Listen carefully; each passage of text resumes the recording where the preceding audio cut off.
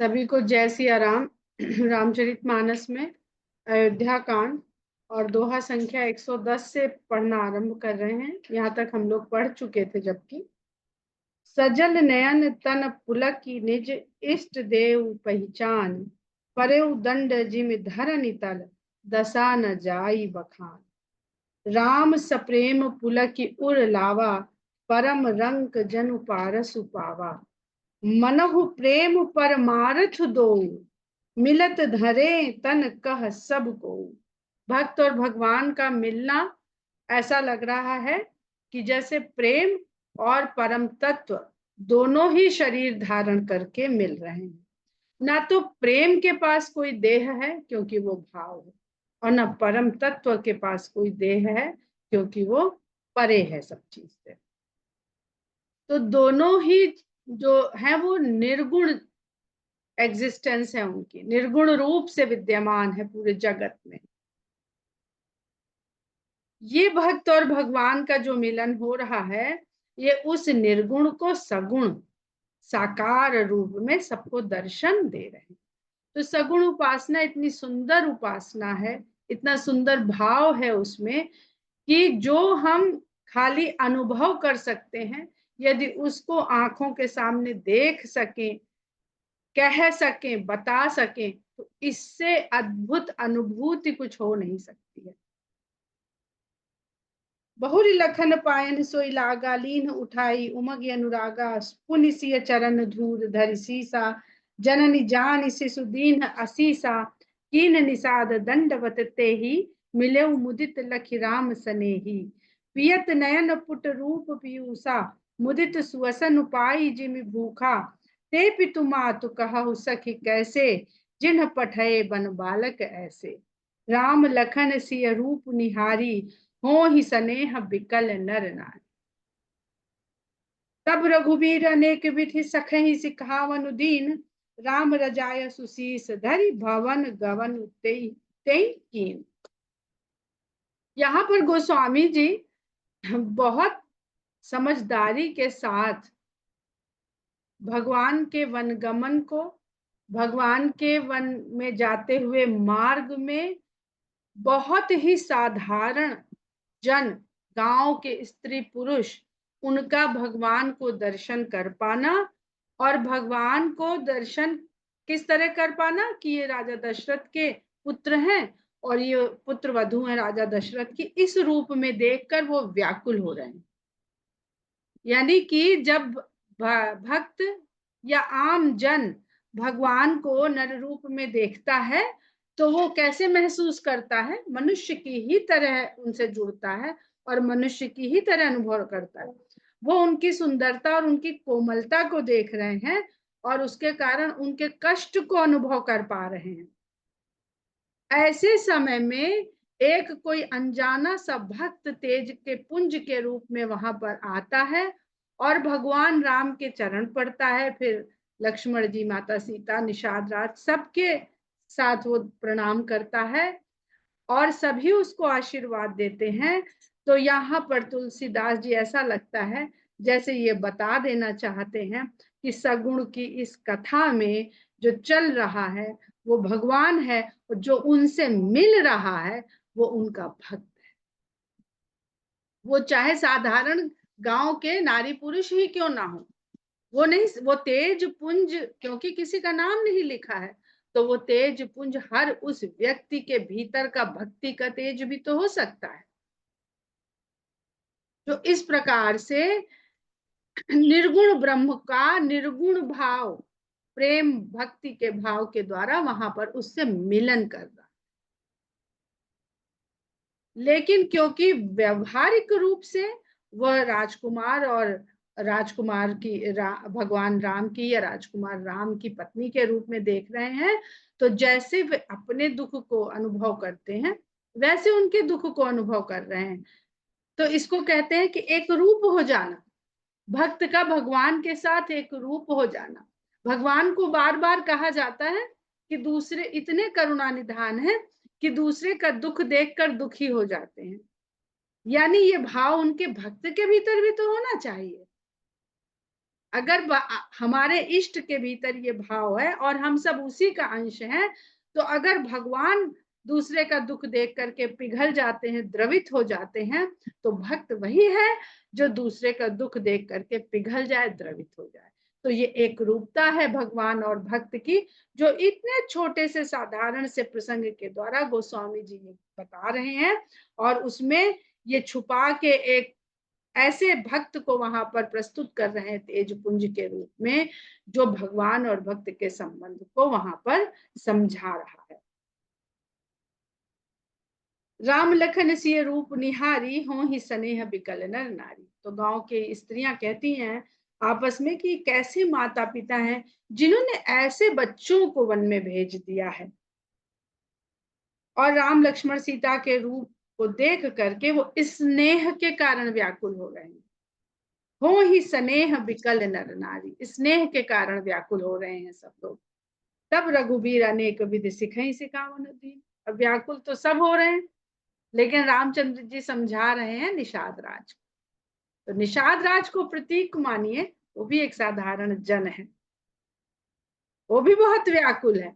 जैसे निषाद राज व्याकुल हुआ था भगवान को बिल्कुल साधारण साथरी पे सोते हुए देख के, कंद मूल खाते हुए देख के, वैसे ही तो सब लोग व्याकुल हो रहे हैं राम सीता और लक्ष्मण को देख देख के। जो भाव निषाद राज का था, जो लक्ष्मण जी से कह रहे, तो वही भाव तो यहाँ हर स्त्री पुरुष का है, जो हर ग्रामीण का है।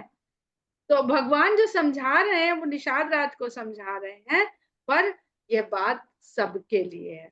तब रघुबीर अनेक विधि सखा ही सिखावन दीन। तब भगवान सखा निषाद राज को सब प्रकार से समझाते हैं, सिखाते हैं, उपदेश देते हैं। राम रजाए सुशीष धर, राम की आज्ञा को शीश में धरकर भवन गमन तय की, उसने भवन की ओर गमन कर दिया। पुन सिंह राम लखन कर जोरी, जमुनहि कीन प्रणाम बहोरी। उसके पश्चात राम लक्ष्मण और सीता ने हाथ जोड़ करके यमुना नदी को प्रणाम किया। चले ससी मुदित दो भाई, रवि तनुजा कई करत बढ़ाई। फिर चले ससी मुदित दो भाई, सीता के सहित दोनों भाई आनंद मन के साथ वहां से चल पड़े, और भगवान राम रवि तनुजा यानी सूर्य की पुत्री की बड़ाई करते हुए अब आगे बढ़े। सूर्य की पुत्री यानी यमुना। अब आज रक्षाबंधन का त्योहार भी है, और आप लोग देखिए कि रवि तनुजा, यम और यमुना यानी यमी, ये भाई बहन है, और सूर्य के पुत्र और पुत्री माने जाते हैं, पुराणों में बताए जाते हैं। सूर्य है, सूर्य के द्वारा इस पूरे संसार को जीवन मिलता है, ऊर्जा मिलती है, और उनका पुत्र यम है, जो इस जीवित संसार को, जिसकी ऊर्जा संसार को, सूर्य की ऊर्जा संसार को यदि जीवित बनाए रखती है, प्राणवान करती है, तो यम उस प्राण को हर के इस संसार को चलाने का कार्य करते हैं। और ऐसे कहते हैं कि यम एक बार यमुना के, यमी के, जो उनकी बहन का नाम यमी था तब तक, जब तक वो स्त्री थी, बहुत सारी पौराणिक कथाएं हैं, तो उनके द्वार पर पहुंचे। अब यम यानी काल के देवता यानी मृत्यु के देवता किसी के द्वार पे पहुंचे तो कोई क्या करेगा, उसका स्वागत सत्कार तो नहीं करेगा, पर हमें स्वागत सत्कार करना चाहिए। यमी ने उनका स्वागत सत्कार किया, बहुत आदर के साथ उनको बढ़िया बढ़िया पकवान भोजन बना के खिलाए। बहुत बचपन में एक छोटी सी कथा भाई दूज पे पढ़ी जाती थी, आप लोगों को पता होगी वो, कि आना नहीं, भाई आना चाहता था, और बहन की सास, बहन का पति उसको घुसने नहीं देना चाहता था घर में। तो ये यम और यमी की ही कथा प्रतीत होती है। तो यम जब अपना स्वागत सत्कार देखते हैं, तो बहन से कहते हैं कि मुझे तो कोई अपने द्वार पे देख के इस प्रकार स्वागत सत्कार करता नहीं है, तुमने अपने द्वार पे मेरा इस प्रकार से आवभगत करी है, तो बताओ मैं तुम्हें क्या वरदान दूं, मैं प्रसन्न हूं। तो वो उनसे यही वरदान मांगते हैं कि आज के दिन जो भी बहनें अपने भाई को स्वागत सत्कार करेंगी, उनपे आपकी काल की छाया कभी नहीं पड़ेगी, मतलब अकाल मृत्यु उनकी नहीं होगी, काल की छाया से मतलब अकाल, आप समय पे पहुंचेंगे वहां, समय के पहले उनको मृत्यु नहीं वरण करेंगे। तो इस प्रकार वो उनको वरदान देते हैं यमी को, और तब से जो है उस तिथि को, जो दीपावली के बाद की दूज होती है, उस तिथि को इस प्रकार का पूजा और इस प्रकार का संस्कार मनाने का रिवाज चला। और इसके पीछे बहुत आध्यात्मिक पक्ष भी होते हैं इसी प्रकार के।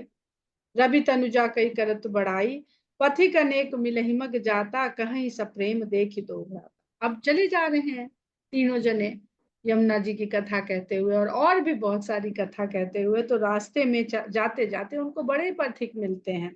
कहाँ ही सप्रेम देख दो भ्राता, दोनों भाई को देखते हैं तो देखते रह जाते हैं और प्रेम से कहते हैं, राज लखन सब अंग तुम्हारे, देख सोच अति हृदय हमारे। अब देखिए लखन शब्द का मतलब यहाँ लखन लक्ष्मण जी से नहीं है, लखन शब्द का अर्थ यहाँ पे लक्षण से है।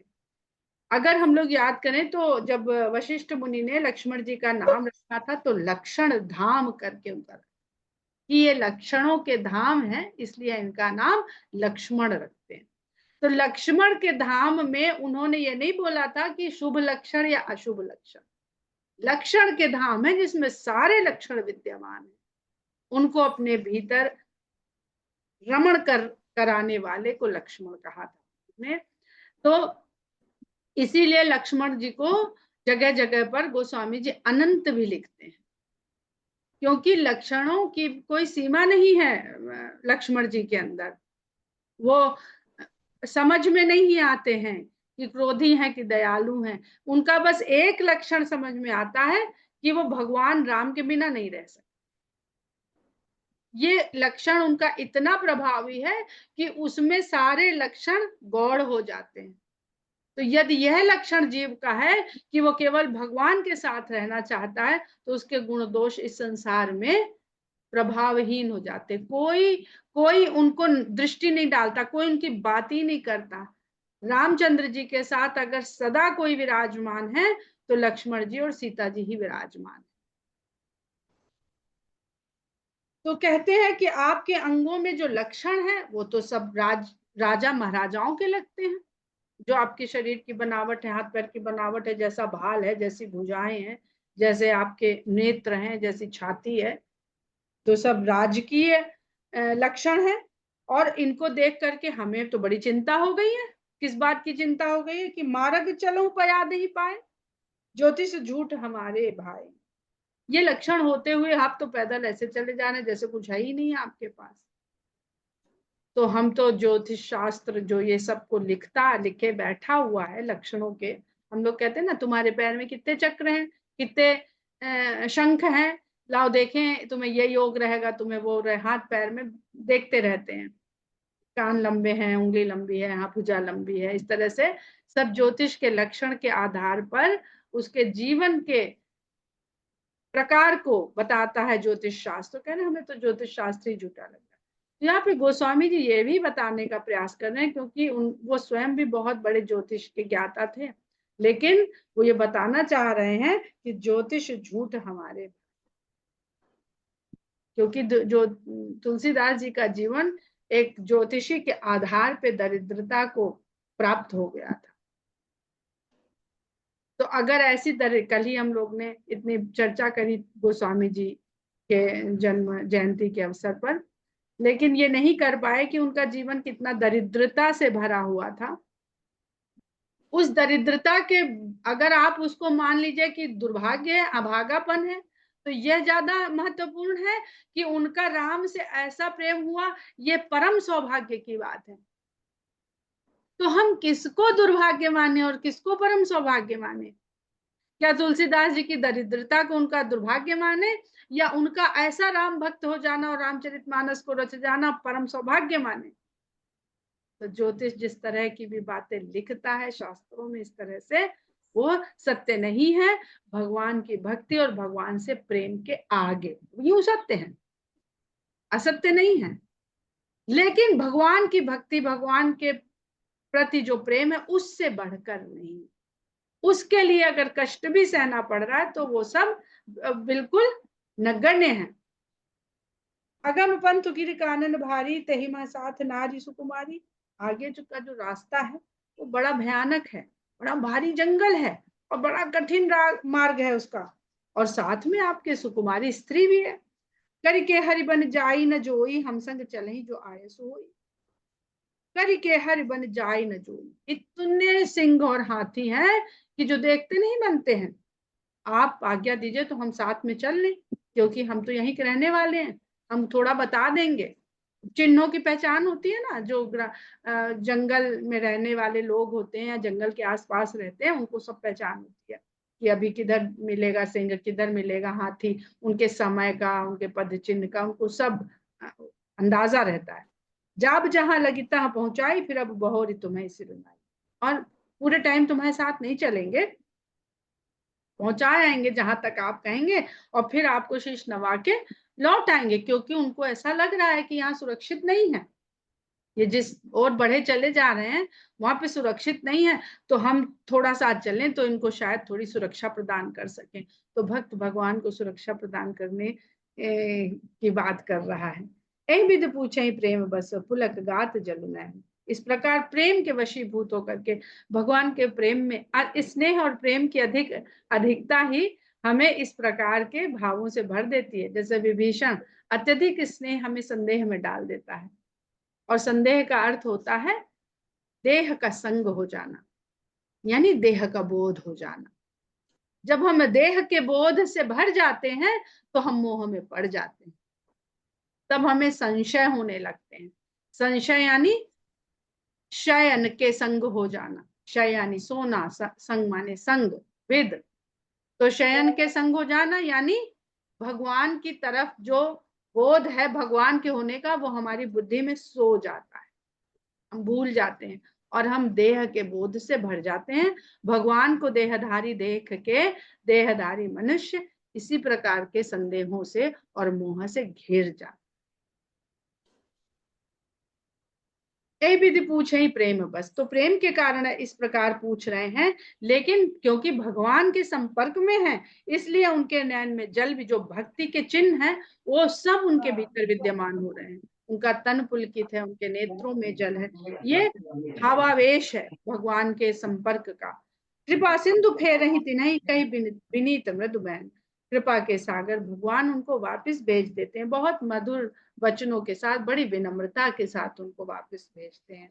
जयपुर गांव बसई मगमाही, तिन्हि नागसुर नगर सिहाही। और अब रास्ते में चलते हुए कुछ तो गांव ऐसे मार्ग हैं जिनसे थोड़ी थोड़ी दूर पे गांव है, तो उन गांव के लोग अपने मार्ग में आते जाते तो रहते ही हैं, तो किसी न किसी काम से, तो जो रास्ते में गांव पड़ रहे हैं उन गांवों को देख करके नाग जाति के लोग और देवता लोग उन अपने अपने नगर को देख देख करके सिहा रहे हैं। सिहाना एक इस तरह की ईर्ष्या है, ईर्ष्या है, उसमें जलन का भाव है, लेकिन ऐसी जलन है जिसके लिए वो ललक उठे कि हम हमारा वो नगर ना होता, वो नागलोक हमारा ना होता, वो देवलोक हमारा ना होता, हमारा ये छोटा सा गांव होता है, तो हमें भी ये भाग्य मिलता कि भगवान स्वर्ग की तरफ नहीं जाते।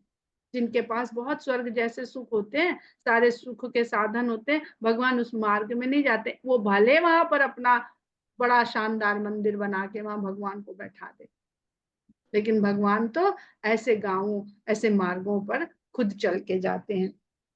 कई सुकृति कई घड़ी बसाए, धन्य पुण्य में परम सुहाए। और कहते हैं कि कौन से पुण्य कर्मों के चलते और किस घड़ी में विधाता ने इनको बसाया होगा। धन्य पुण्य में परम सुहाए, धन्य है ये तो पुण्य, साक्षात तो पुण्यमय है ये लोग, जो इनको इस तरह से विधाता ने बसाया। जब बसाए होंगे ये गांव तो किसी को पता ना होगा कि कभी यहाँ से राम गुजरेंगे, किसी को नहीं पता रहा होगा। जहां जहां राम चरण चली जाही, तिन समान अमरावती नाही।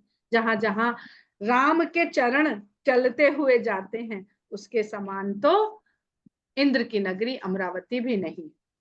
पुण्य पुंज मग निकट निवासी, तिन्ह ही सराह ही सुरपुरवासी। पुण्य पुंज मग निकट निवासी, इन इन रास्तों के आसपास जो रहने वाले लोग हैं वो भी बहुत पुण्यवान हैं, और उनकी सराहना करते हुए देवलोक के वासी भी नहीं थकते हैं। जे भरी नयन बिलो कहीं राम ही सीता लखन सहित घन श्यामी, जे भरी नयन बिलो कहीं स्वामी राम ही।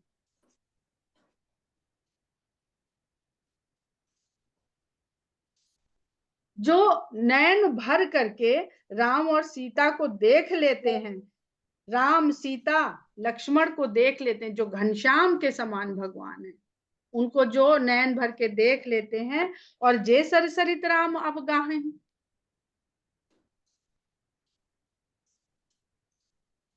जिस रास्ते में जो भी सरोवर और नदियां पड़ती हैं, भगवान जा रहे हैं तो कहीं स्नान करते हैं, उनमें जिसमें भी भगवान स्नान कर लेते हैं, तिन्ह ही देव सर सरित सराहन, उनकी सराहना देवताओं के सरोवर और देव नदी भी करने लगती।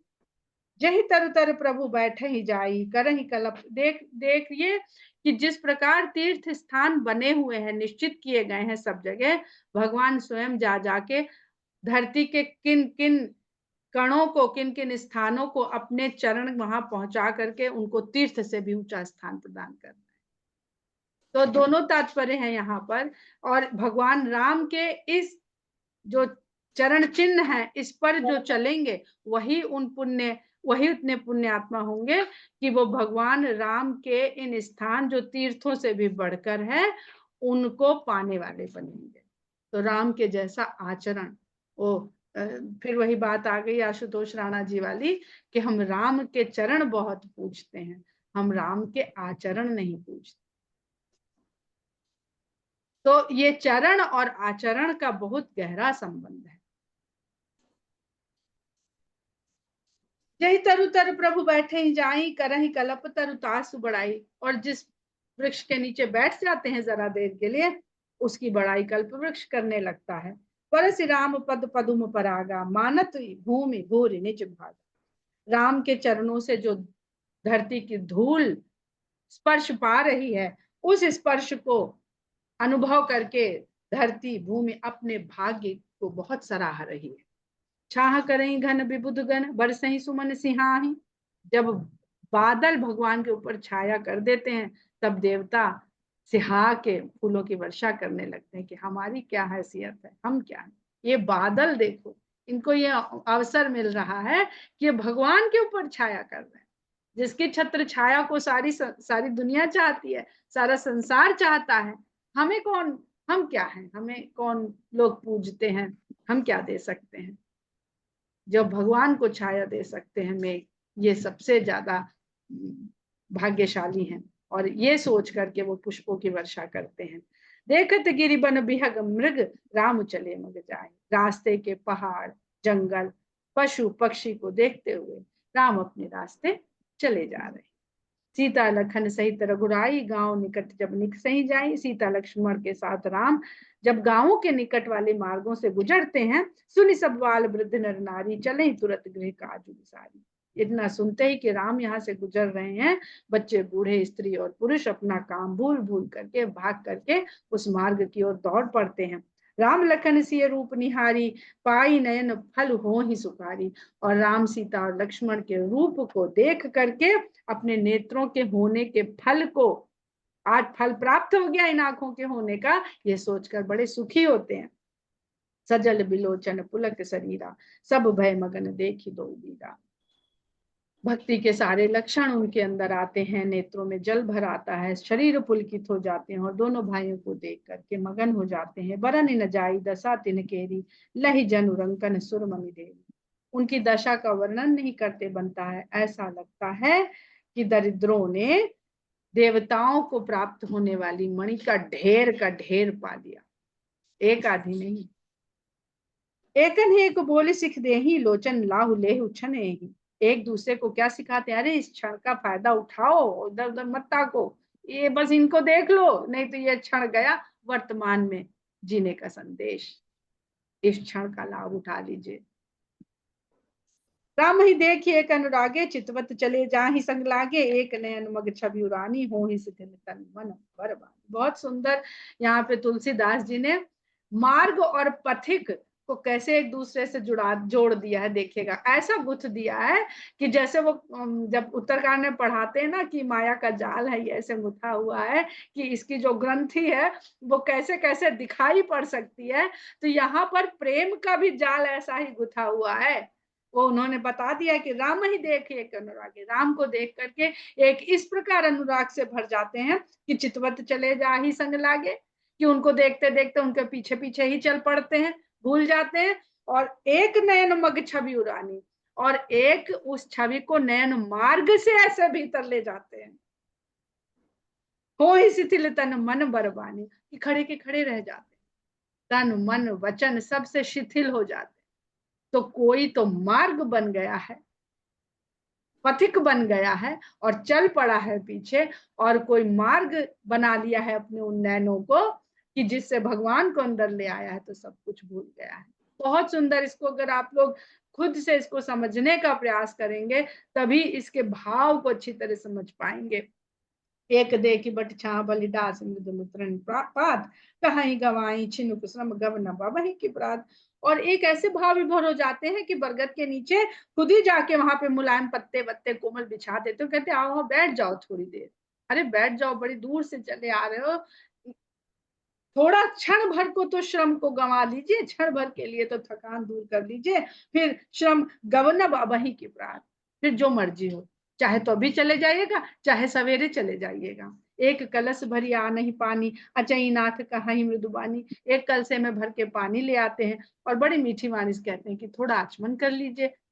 सुन प्रिय बचन प्रीति अति देखी, राम कृपाल सुशील विसेखी। ऐसे प्यारे प्यारे वचनों को सुन करके बड़े ही कृपा से भरे हुए और सुशील रामचंद्र जी देख रहे हैं सबके भाव को। और जानी श्रमित सी मन माही, घरिक विलंब कीन बट छाही। और सीता जी की ओर देखते हैं, मतलब अब इसको अगर आप इसका आध्यात्मिक पक्ष समझें तो जो भक्त है, जो संसार में जो प्राणी है, वो भगवान से कहता है कि बैठ जाइए, थोड़ा आचमन कर लीजिए, थोड़ा विश्राम कर लीजिए। तो भगवान सीता जी की ओर देख के ये अंदाजा लगा लेते हैं उनके हाव भाव से, बहुत बिल्कुल सगुण भाव से देखिएगा इसे, कि लगता है सीता थक गई।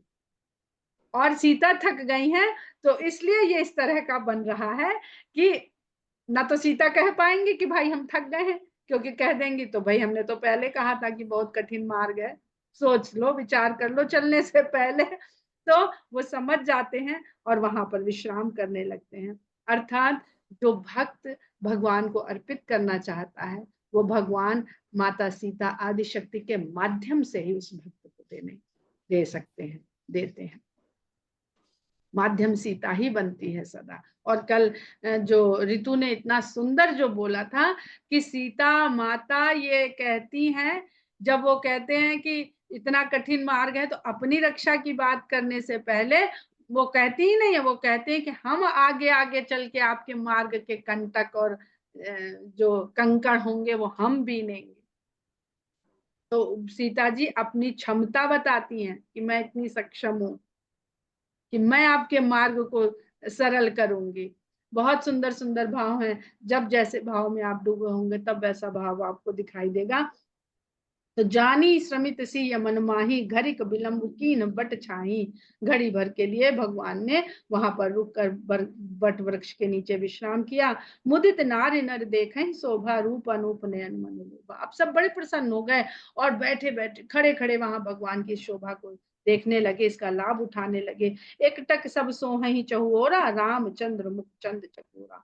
एक टक सब उनको देखते हुए, चारों ओर जितने लोग खड़े हुए सब एक टक राम को ऐसे देख रहे हैं जैसे लग रहा है रामचंद्र जी का मुख चंद्रमा है, और सब चकोर बन के बस उसकी ओर देख रहे हैं। तरुण तमाल बरन तनु सोहा, देखत कोटि मदन मोहन। नए नए तमाल के वृक्ष के भांति भगवान का तन शोभायमान है। तमाल वृक्ष काले रंग का वृक्ष होता है। भगवान के शरीर को काला रंग का बताया जाता है। काले रंग की ये विशेषता होती है भौतिक के अनुसार कि वो सभी तरह के रंगों को अवशोषित कर लेता है। तो राम भी तो सबको अपने में रमा लेते हैं, कृष्ण भी तो अपने में सबको आकृष्ट कर लेते हैं, आकर्षण करके अपने भीतर समा लेते हैं। तो अगर हम निर्गुण ब्रह्म को सगुण के रूप में बदाना समझना चाहेंगे तो हमें इन विज्ञानों का वो जो परम विज्ञान है, उसके बाद के नीचे के जो भौतिक विज्ञान है, इनके द्वारा ही हम उनको समझ पाएंगे। तो इसलिए आप भागवत पुराण में बहुत भौतिक शास्त्र से भगवान के स्वरूप को समझाया गया है, संसार के स्वरूप को समझाया गया है। भगवान के स्वरूप को तो खैर सभी अपने आप को असमर्थ पाते हैं बताने में। तो तरुण तमाल बरन तन सो, देखत कोटि मदन मन मोहा, दामिनी बरन लखन सुठनी के, और दामिनी के रंग के लक्ष्मण जी। यानी जब बिजली चमकेगी, अंधकार है, निर्गुण भगवान, कुछ दिखेगा नहीं, होएगा तब भी नहीं दिखेगा। इस कमरे में सब कुछ है, घट्टा टोप अंधेरा कर दीजिए, कहाँ मेज है, कहाँ कुर्सी है, कहाँ हम है, कहाँ की पुस्तक है, कुछ नहीं दिखेगा। जब बिजली आएगी तब सब कुछ प्रकट हो जाएगा। तो जब लक्ष्मण जी का जो दामिनी के समान रंग है, वही इस जगत में भगवान के दर्शन करवा सकते हैं। नख सिख सुबह भावते जी, नख से लेके शिखा तक जी को भाने वाला उनका सौंदर्य है। मुनिपट कटिन कसे तू नीरा, सोहहि कर कमल निधन तीरा। मुनि के वस्त्र पहने हुए हैं, लेकिन कमर में तरकश और धार बांधे हुए हैं, और सुंदर कर हाथ में जो कमल के समान हाथ है, उसमें धनुष और तीर लिए हुए। तो न केवल राम, लक्ष्मण भी सदा इस संसार में भक्तों के लिए धनुष बाण लेके उनकी रक्षा को, सहायता को सदा तत्पर है। जटा मुकुट सीसनी सुबह, उर्भुज नयन विशाल, शरद परब विधु बदन बर, लसद स्वेद कन जाल। उनके रक्षा करने वाला राजा होता है, तो राजा के शीश पर जब तक मुकुट ना हो, उसका जब अभिषेक होता है तो मुकुट उसको पहनाया जाता है, बहुत तरह का अभिषेक करने के पश्चात। और भगवान राम भी ये मुकुट धारण करके निकले हैं सबकी रक्षा करने के लिए। तो जैसे आमजन की वो रक्षा करने के लिए निकले हैं, प्रकृति की रक्षा करने के लिए निकले हैं वो, तो प्राकृतिक मुकुट है उनका, जो इस शरीर में प्राकृतिक रूप से प्राप्त हो जाता है। जटाओं का मुकुट उनके शीश पर विराजमान है। उर भुज नयन विशाल, शरद परब विधु बदन पर, शरद ऋतु के चंद्रमा के समान उनका मुख है, जिस पर लसत स्वेद कन जाल, जिस पे पसीने की छोटी छोटी बूंदों का जाल विराजमान। वनवास के लिए भगवान निकले हैं, और उनके मुखार बिंद पर पसीने के कणिकाओं का वर्णन तुलसीदास जी ने कर दिया है। इसकी पराकाष्ठा होगी युद्ध अलंका कांड में जाके, जहां पर ये पसीने की बूंदें और रक्त की बूंदें दोनों भगवान के पूरे सुंदर शरीर पर विराजमान होकर के वो दिखते हैं। आज का हम लोग अध्ययन यही दोहा संख्या 115 पर समाप्त करते हैं। जय सिया राम।